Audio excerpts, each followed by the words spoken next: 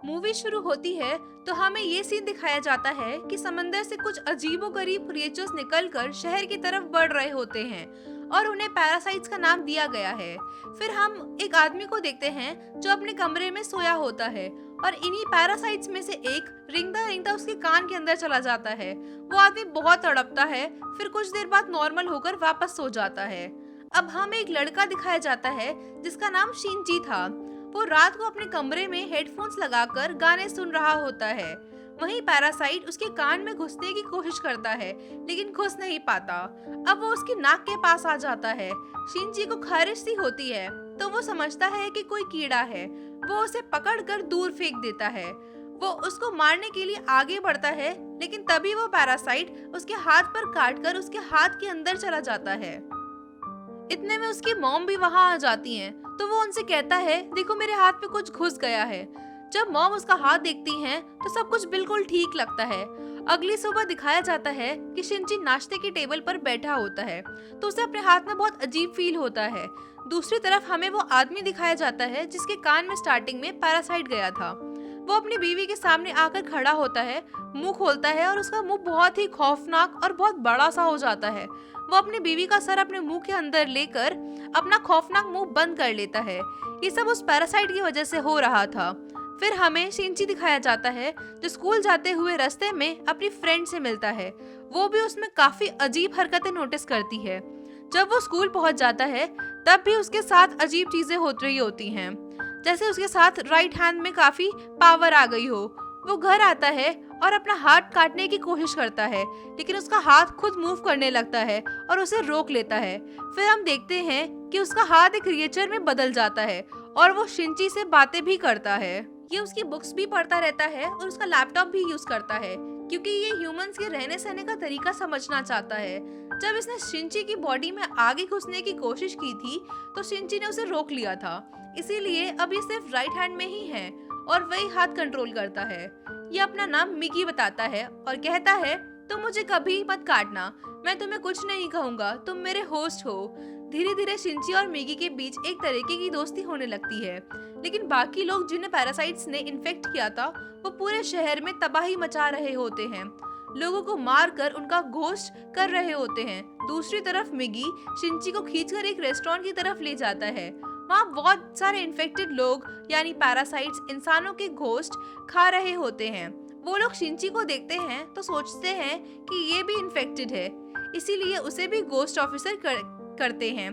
जब उन्हें पता चलता है कि ये फुली इन्फेक्टेड नहीं है, ये अभी भी ह्यूमन है, तो वो इसे ही मारने के लिए आगे बढ़ते हैं। मिगी उन सबको मार देता है और शिनची की जान बचा लेता है क्योंकि अगर शिनची मर जाता तो मिगी भी तो मर जाता। ये सब वो अपने फायदे के लिए करता है। अब न्यूज आती है कि शहर के लोग मर रहे हैं और किसी को कुछ समझ नहीं आ रहा कि उनको मार कौन रहा है क्योंकि पैरासाइट्स बहुत स्मार्ट तरीके से छुप छुप कर ये सब कर रहे होते हैं। शिनची मिगी से कहता है तुम अपने साथी पैरासाइट्स को क्यों नहीं बोलते कि इंसानों को मत खाओ। मिगी कहता है तुम भी तो सब्जियों और जानवरों का गोश्त खाते हो, वैसे ही हमारा खाना इंसान है, इसमें बुरा क्या है। मिगी को सेंस हो जाता है कि आसपास कौन सा पैरासाइट है। जब शिनची स्कूल जाता है तो वो उसे बताता है कि तुम्हारे पास कौन सा पैरासाइट है और वो कोई और नहीं बल्कि तुम्हारा टीचर है। टीचर जब शिनची को देखती है तो उसे भी तुरंत समझ आ जाता है कि ये इन्फेक्टेड है, लेकिन वो कहती है तुम्हें मुझसे डरने की कोई जरूरत नहीं है, मैं इंसानों को नुकसान नहीं पहुंचाना चाहती, मैं उनके तरीके इसलिए पढ़ रही हूँ ताकि इनसे क्वालिटीज अंदर बनी रहे। वो टीचर उसे दो और पैरासाइट्स के पास ले जाती है। एक स्टूडेंट होता है और एक पुलिस ऑफिसर। वो बताती है ये पुलिस ऑफिसर मेरा हस्बैंड है और हमारा बेबी होने वाला है। बेबी बिल्कुल नॉर्मल इंसान होगा, हम भी इंसानों की तरह ही रहना चाहते हैं। हम किसी को ओपनली नहीं मारेंगे, बस छुपकर गोश्त खाना चाहते हैं, क्या तुम हमारा ग्रुप ज्वाइन करोगे। लेकिन मिगी इस बात को नहीं मानता और इसी के साथ वो पुलिस ऑफिसर उन पर अटैक कर देता है। मिगी और शिनची भी बहुत जोर जोर से लड़ते हैं और आखिर में उसको मार देते हैं। जब शिनची घर आता है तो उसे बहुत बुरा लग रहा होता है कि उसने एक मर्डर कर दिया है। लेकिन दूसरी तरफ दिखाया जाता है कि पुलिस ऑफिसर की बॉडी से वो पैरासाइट निकलकर किसी और की बॉडी में चला जाता है और ये कोई और नहीं बल्कि शिनची की मॉम होती हैं, जो अब शिनची को मारने के लिए उसकी तरफ आ रही होती हैं। मिकी शिनची को बताता है कि ये तुम्हें मारना चाहता है, लेकिन शिंची गेस करता है, खबरदार जो तुमने मेरी माँ को कुछ कहा, क्योंकि वो अपनी माँ से बहुत प्यार करता था और नहीं चाहता था कि उसकी माँ मर जाए। धीरे धीरे उसकी माँ का सर भी पैरासाइट की तरह खुलने लगता है और वो शिंची पर अटैक कर देती हैं। उसका बहुत खून बह जाता है, वो लगभग मरने के करीब पहुंच जाता है। अगली सुबह दिखाया जाता है कि वो फिर से उठ खड़ा होता है। मिगी उसे बताता है, तुम बहुत जख्मी हो गए थे, मैंने अपने सेल से तुम्हारे जख्म ठीक कर लिए हैं। लेकिन यहाँ एक बड़ी प्रॉब्लम ये थी कि अब शिंची की बॉडी में मिगी के सेल्स आ चुके थे और अब वो धीरे धीरे पूरी तरीके से इन्फेक्ट हो रहा था। अब शिंची अपनी माँ को ढूंढने लगता है, लेकिन वो कहीं नहीं मिलती। वो टीचर के पास जाता है और पुलिस ऑफिसर के बारे में पूछता है, लेकिन टीचर भी उसे कुछ नहीं बताती। मिगी कहता है कि अब उसे भी दिन में लगभग 4 घंटे की सोने की जरूरत है और उस टाइम में वो शिंची को प्रोटेक्ट नहीं कर पाएगा। शिंची को अकेला लड़ना पड़ेगा क्योंकि मिगी के सेल्स अब उसकी बॉडी में थे। इसलिए शिंची के अंदर भी मिगी जैसी कुछ क्वालिटीज आने लगी थी। फिर हम देखते हैं कि वो स्टूडेंट जिसे टीचर ने पहले दिखाया था, जो अब पैरासाइट बन चुका था, वो भी शिंची के बारे में एडमिशन ले लेता है। वो पहले शिंची का फ्रेंड बनने का ड्रामा करता है, लेकिन धीरे धीरे सबको पता चल जाता है कि वो पैरासाइट है। फिर वो स्टूडेंट सबको मार देता है। उसके बाद वो शिंची के फ्रेंड को भी मारने के लिए आगे बढ़ता है, लेकिन शिंची उसे उठाकर बिल्डिंग से जंप कर जाता है। टीचर वहाँ आ जाती हैं और वो चाहती है कि वो स्टूडेंट मर जाए, उसकी वजह से उसका राज खुल सकता था। वो वहाँ ब्लास्ट करवाती हैं, लेकिन स्टूडेंट नहीं मरता। फिर पुलिस आ जाती है, लेकिन वो स्टूडेंट पुलिस को भी मार देता है। मिगी शिंची को बताता है कि वो बिल्डिंग की छत पर है। शिंची दूसरी बिल्डिंग की छत पर जाता है और उसे एक एरो से मार देता है। इसके बाद वो टीचर के पास जाकर उस पुलिस ऑफिसर का एड्रेस मांगता है जो पैरासाइट था, और टीचर अब उसे एड्रेस देती है। पुलिस ऑफिसर का पैरासाइट अभी भी शिनचॉन की मॉम के अंदर ही होता है। यहाँ मिगी के सोने का टाइम हो जाता है, मतलब शिंची को अकेला ही लड़ना पड़ता है। वो जैसे तैसे करके अपनी मॉम की गर्दन काट देता है, जिससे उसकी मॉम और उससे पुलिस ऑफिसर दोनों मर जाते हैं। वो बात कर रहा होता है कि मैं एक एक करके सारा पैरासाइट को मार डालूंगा। तभी दिखाया जाता है कि कोई उन लोग की फोटोज ले रहा है। वो एक जासूस होता है। यहीं पर मूवी का पार्ट 1 खत्म होता है। अब पार्ट 2 शुरू होता है। कुछ महीने गुजर चुके होते हैं। आर्मी को पता चल जाता है कि इस शहर में पैरासाइट्स मौजूद हैं जो उन लोगों पर अटैक कर रहे हैं, तो वो लोगों को बचाना चाहता है। वो जेल से एक सीरियल किलर को लाते हैं जो पहचान सकता है कि कौन पैरासाइट है और कौन नॉर्मल ह्यूमन है। उसके सामने एक एक करके लोग आ जाते हैं। वो सबको नॉर्मल बोल देता है। जब उसके सामने शिंची आता है तो वो सोच में पड़ जाता है। काफी देर सोचने के बाद बोलता है ये भी नॉर्मल है। घर लौटते वक्त मिगी शिंची से कहता है कि हमारे पास एक पैरासाइट है। वो दोनों पास वाली बिल्डिंग में जाते हैं जहां एक पैरासाइट किसी इंसान का गोश्त खा रहा होता है। जब वो पैरासाइट शिंची को देखता है तो उसकी तरफ अटैक करने चाहता है, लेकिन मिगी उसे मार देता है। अचानक मिगी को फील होता है जैसे उनके पीछे कोई है, और ये वही आदमी होता है जिसने पार्ट 1 के एंड में शिंची और मिगी की फोटोज ली थी, एक जासूस। फिर हमें शहर का मेयर दिखाया जाता है जो पैरासाइट्स के फेवर में बोलता है। बहुत बुरा आदमी होता है और वो टीचर भी उसके साथ मिली होती है। अब दिखाया जाता है कि टीचर का बेबी हो चुका है जो बिल्कुल नॉर्मल ह्यूमन है। मेयर को पता चल जाता है कि शिंची पैरासाइट्स को मार रहा है, इसीलिए वो भी उसे खत्म करना चाहता है। टीचर उसे रोक देती हैं। वो कहती हैं मिगी और शिंची आपस में जुड़े हुए हैं। मैं देखना चाहती हूँ ये दोनों कैसे साथ में रहते हैं। अगर तुम शिंची को मारोगे तो हमारा पैरासाइट मिगी भी मर जाएगा।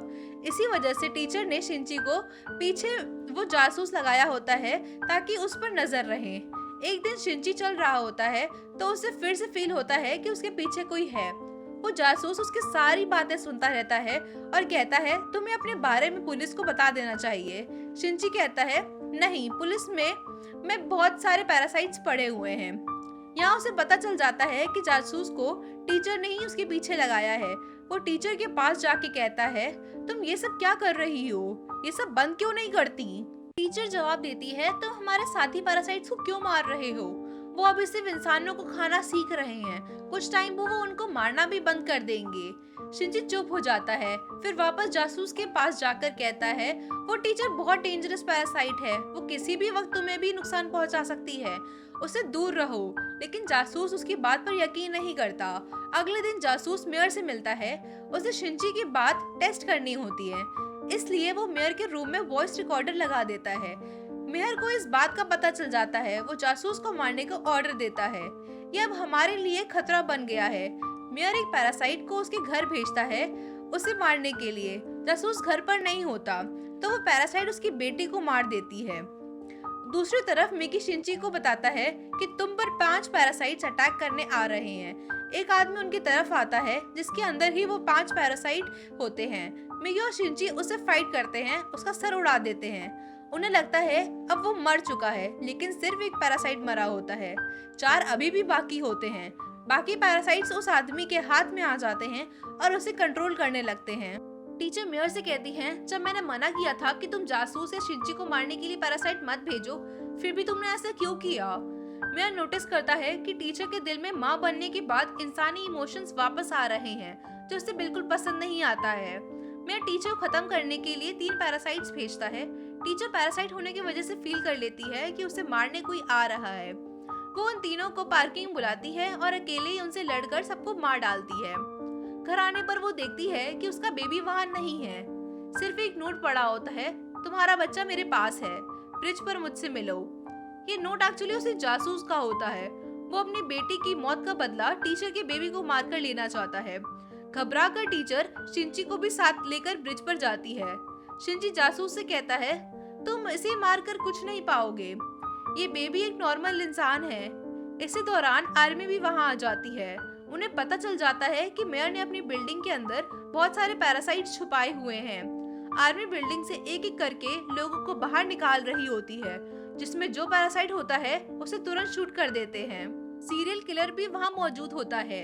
मेयर स्पीच दे रहा होता है, असली मॉन्स्टर्स तो इंसान हैं जो पैरासाइट्स को बेवजह मार रहे हैं। वहीं बैठे आर्मी के लोग उसे शूट कर देते हैं। मेयर की डेथ हो जाती है। सीरियल किलर चिल्लाता है, ये तो इंसान था, सिर्फ पैरासाइट का साथ दे रहा था। जब सब पीछे मुड़कर देखते हैं तो वही आदमी खड़ा होता है जिसके अंदर 5 पैरासाइट्स थे। सब उसे शूट करते हैं लेकिन उस पर कोई असर नहीं होता। जासूस बेबी को नीचे फेंकने ही वाला था। टीचर ये देखकर अपने बेबी को बचाने के लिए मजबूरन पैरासाइट फॉर्म में आती है। अपना हाथ निकालकर जासूस के चेस्ट में घूसा मार देती है। सबको पता चल जाता है कि वो पैरासाइट है। पुलिस उस पर लगातार गोलियां चला देती है। वो समझ जाती है कि अब उसकी जान नहीं बचेगी, तो वो अपना बेबी शिंची को पकड़ा देती है।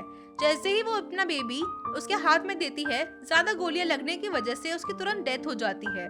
यहाँ शिंची को अपनी माँ याद आ जाती है और उसमें फिर से इंसानी फीलिंग्स जागने लगती हैं। पुलिस शिंची को इन्वेस्टिगेशन के लिए ले जाती है, लेकिन साथ ही खबर मिलती है कि वही जो 5 पैरासाइट वाला आदमी था वो पूरी आर्मी को मार चुका है। शिंची तुरंत कार लेकर वहां चला जाता है। वही पैरासाइट उसकी कार को रोककर उसका एक्सीडेंट कर देता है। शिंची जंगल की तरफ चला जाता है और मिकी से कहता है, जब तक तुम मेरे साथ हो उससे पता चल जाएगा कि हम कहाँ हैं, इसलिए तुम मुझसे अलग हो जाओ प्लीज। इसी वक्त वो पैरासाइट वहां आ जाता है और उन पर अटैक करने लगता है, क्योंकि शिंची और मिगी के बीच अब तक काफी दोस्ती हो चुकी है। मिगी अपनी जान कुर्बान कर देता है। अपनी बॉडी से अलग होकर शिंची को भागने को कहता है। पैरासाइट मिगी को मार देता है। शिंची बहुत उदास हो जाता है। फिर वो अपनी फ्रेंड के घर चला जाता है। फ्रेंड उसका बहुत ख्याल रखती है। वो लेटे लेटे देखता है कि उसके बाजू में से एक मिगी का हिस्सा दोबारा ग्रो हो रहा है, क्योंकि जब मिगी ने अपने सेल्स देकर उसका जख्म भरा था तब उसके सेल्स उसकी बॉडी में रह गए थे। शिंची को फील हो गया था कि मिगी वापस आ रहा है, इसीलिए पैरासाइट को फिर से पता चल जाता है कि वो कहाँ है। वो अपनी फ्रेंड की जान बचाने के लिए उसे बाय बोलकर वहाँ से चला जाता है। बाहर निकलते ही वो पैरासाइट उसे पकड़ लेता है। एक फैक्ट्री में पहुंचकर शिंची एक केमिकल रॉड से पैरासाइट के बॉडी में घुसा देता है, लेकिन उस पर कोई असर नहीं होता। पैरासाइट कहता है, तुम मुझे क्या समझ रहे हो, मैं तुम्हें और बाकी इंसानों को मार दूंगा, फिर मैं और पैरासाइट इस दुनिया पर रूल करेंगे। वो शिंची को मारने ही वाला होता है कि मिगी अचानक से उसकी बॉडी में पूरी तरह से वापस ग्रो हो जाता है और पैरासाइट पर अटैक कर देता है। पैरासाइट के बॉडी में कुछ होने लगता है, वो तड़पने लगता है। मिकी शिंची को बताता है, जिस रॉड से तुमने इसे मारा है उस पर बहुत केमिकल्स लगे हुए थे। अब पैरासाइट्स इसके बॉडी में रहना नहीं चाहते, एक एक करके सब निकल रहे हैं। आखिर में उस आदमी की बॉडी सिर्फ एक खाली ढांचे की तरह रह जाती है। शिंची उस ढांचे को उठाकर नीचे आग में फेंक देता है, जिससे फाइनली उसकी डेथ हो जाती है। कुछ दिनों बाद दिखाया जाता है कि सब कुछ नॉर्मल हो चुका है। मिगी शिंची से कहता है, अब जब इस दुनिया में कोई पैरासाइट नहीं बचा तो हमें भी साथ नहीं रहना चाहिए, मैं तुमसे अलग हो जाऊंगा। शिंची मना करता है लेकिन मिगी खुद ही खत्म हो जाता है और शिंची के साथ नॉर्मल इंसान हाथी बन जाता है। शिंची उदास होकर मिगी को मिस करता है। काफी टाइम बीत जाता है। शिंची और उसकी फ्रेंड नॉर्मल जिंदगी जी रहे होते हैं। वो टीचर के बेबी से भी मिलने जाते रहते हैं। अचानक वो सीरियल किलर वापस आ जाता है और शिंची की फ्रेंड को किडनैप कर लेता है। वो उसके कान में कहता है, असली मॉन्स्टर इंसान है। शिंची की फ्रेंड कहती है, असली मॉन्स्टर तो तुम हो जो लोगों को मारते हो। सीरियल किलर उसे बिल्डिंग से नीचे धक्का देने ही वाला होता है, लेकिन शिंची तुरंत दौड़कर आता है और अपना हाथ लंबा करके उसे बचा लेता है। उस मोमेंट पर उसे फील होता है कि जैसे मिगी ने उसकी हेल्प की हो। और यहीं पर मूवी का पार्ट 2 भी फाइनली खत्म हो जाता है। अगर आपको वीडियो पसंद आई हो तो चैनल को सब्सक्राइब करो और वीडियो पे लाइक और कमेंट करना मत भूलिएगा। मिलते हैं आपसे नेक्स्ट वीडियो में।